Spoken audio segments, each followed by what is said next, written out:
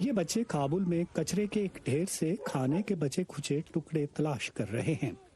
افغانستان کی دارالحکومت میں بے گھر ہونے والے خاندانوں کے لیے یہ روزانہ کا معمول ہے، مگر ڈھونڈنے کے لیے یہاں کچھ ہے نہیں اور یہ خطرناک کام ہے۔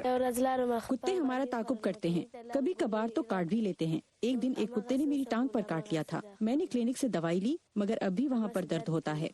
گلال اور اس کا خاندان سینکڑوں پناہ گزینوں کے ساتھ افغانستان کے صوبے کپیسا سے فرار ہو کر کابل آئے۔ تگاب کیمپ کابل میں پناہ گزینوں کے 60 کیمپوں میں سے ایک ہے۔ کیمپ کے منتظم کہتے ہیں کہ مہاجرین کے لیے سرکاری امداد نہ ہونے کے برابر ہے۔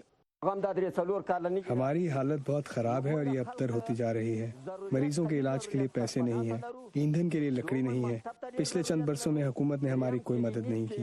ہمیں کلینک اور ایمبولینس کی ضرورت ہے۔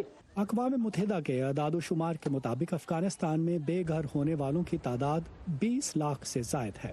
لڑائی اور تشدد کے واقعات، خشک سالی، قحط اور سیلابوں کی وجہ سے بہت سے خاندان اپنے علاقوں سے نقل مکانی کر رہے ہیں۔ پاکستان اور ایران سے واپس آنے والے افغان شہریوں کی وجہ سے ملک کے اندر پناہ گزینوں کی تعداد بہت بڑھ گئی ہے۔ میں اکثر ویران عمارتوں میں خوراک اور لوہے کے ٹکڑوں کی تلاش میں جاتا ہوں جو میں کباڑی کو بیچتا ہوں، تو اسکول جانے کا وقت نہیں ملتا۔ میں اسے صبح کی نماز سے پہلے اٹھا دیتی ہوں، پھر وہ خوراک اور کباڑ اکٹھا کرنے چلا جاتا ہے۔ جو کھانا یہ لاتا ہے وہ میں دوسرے بچوں کو کھلاتی ہوں۔ کبھی تو کھانے کو کچھ بھی نہیں ہوتا۔ میں کوئی کپڑے نہیں خریدتی، لوگ جب میرے پھٹے کپڑے دیکھتے ہیں تو وہ اپنے استعمال شدہ کپڑے مجھے دے دیتے ہیں۔ افغانستان میں برسوں سے جاری جنگ کی وجہ سے معاشرے کے کمزور طبقے خصوصاً خواتین اور بچے زیادہ متاثر ہوئے ہیں۔ لاکھوں بچے اور لڑکیاں تعلیم حاصل نہیں کر سکیں۔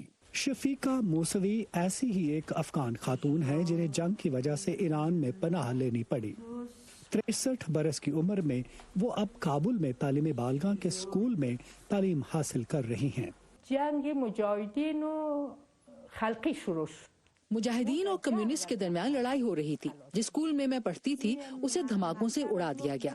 2 دن اور رات تک لڑکوں اور لڑکیوں کے اسکول میں آگ لگی رہی، تو میری تعلیم اسی دن ختم ہو گئی۔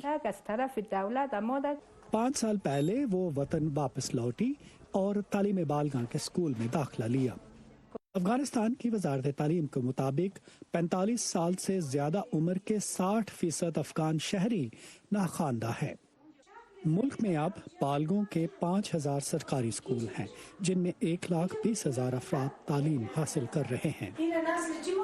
ندیم یعقوب، وائس آف امریکہ، واشنگٹن۔